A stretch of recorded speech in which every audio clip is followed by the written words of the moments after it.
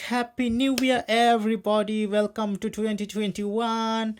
Um, Sorry for the late wishes. Actually, I was supposed to do a video, December, December 31st or January 1st, New Year's Eve or New Year Day, but I didn't had. I wouldn't say not time, but it was like kind of cold, and it was kind of freezing, actually, I would say. um so I actually came today to tell you what is it like, give you a quick tip. Most of the people already know, some people already do it. Most of the people who get the RC car, they just take it right outside in the wet weather or whatever, like in wet areas. I would not suggest it. I have done it before as well. I'm not trying to be like I'm not trying to tell you guys just don't do it. Do it, but once you do it, after you do it, try to dry as possible. Try to make the dry car dry as possible, then do the maintenance. I wouldn't say do it when you got out of the box, but if you could do it, that's much better. So I'm using silicone grease. We all know this car could go like little puddles, and like little water, or in the little wet areas, actually. But even though water, I would say in the original, this is not the original ESC. ESC is waterproof. ESC is the one main thing, but yeah, servo the most important thing. Sorry, ESC is waterproof, but receiver is not waterproof. Servo is waterproof. Yeah, so the car is actually not waterproof. I would say water resistant. The whole car, if we take it, right? But is the bearings waterproof? No, it is not, because I will show you how dry these bearings are. I actually did waterproof inside the gearbox, and in the center transmission as well. I would suggest you would do it every bearing, everywhere you think it was getting corrosed, like corrosion, get corrosed. So I'm gonna, even this pin. So let me try to take it out. Okay, so can you guys see? Okay, look, it's not shiny, eh? Look at that. I'm amazed. It's not. Some people would say it's because you ran in the water and stuff. Yes, I ran in the water, but see, look at this. If I ran in the water, and if it is mud, or if it is like a dry mud, when I do this, it's supposed to go away. Or when I use like a little bit of liquid, it would go away, but it didn't, right? You guys see? So let me try to show you. You guys see now, probably. Look how it's getting corrosed now. So it's better to use one of these silicone grease. Silicone grease is the best solution, instead of using other grease. So if you use silicone grease, what are the benefits? The benefit is you can keep the car running smoothly, and it could prevent the heat of the bearing. When you're running so fast, the bearings get heat up. So, and you can keep the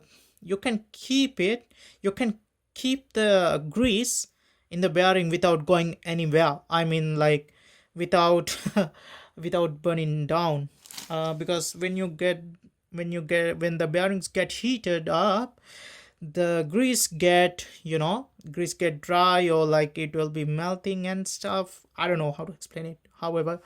So because since silicone have lithium based, these are lithium based grease, so it's better to use one of the silicone grease out of the box. But I wouldn't recommend if you have a warranty, or if you're planning to return the car back. I wouldn't recommend this. I'm not getting any warranties for this because I already modified it. So if you're planning to return it and whatever it is, don't do it.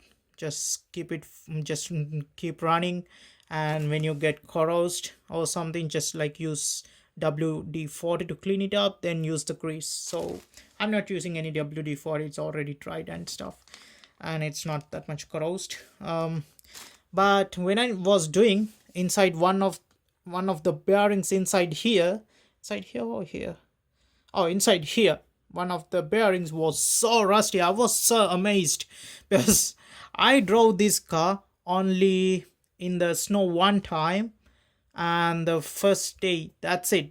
Both days were like pretty snowy, and the second day was super snowy, right? But I rinsed it with fresh water, but I didn't thought it was gonna be like so rusted. So that's why I was so scared. If you want to keep your car running very smoothly, it's better to use one of these grease. So I would like to show you guys how to apply the grease. But some people do this, right?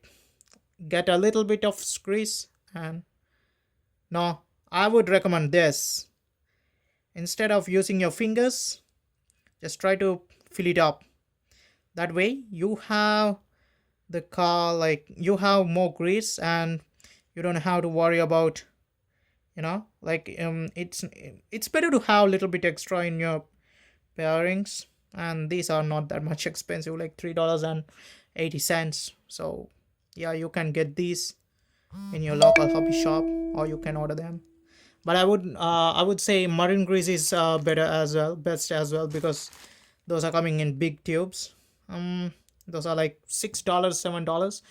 If you could get marine grease, use it. I got this because I was passing by the hobby shop and I couldn't, and it's locked down, so you have to order them, right? So I'm almost using this every weekend, so that's why I was planning to do this, and the weather condition is very bad in these days right now.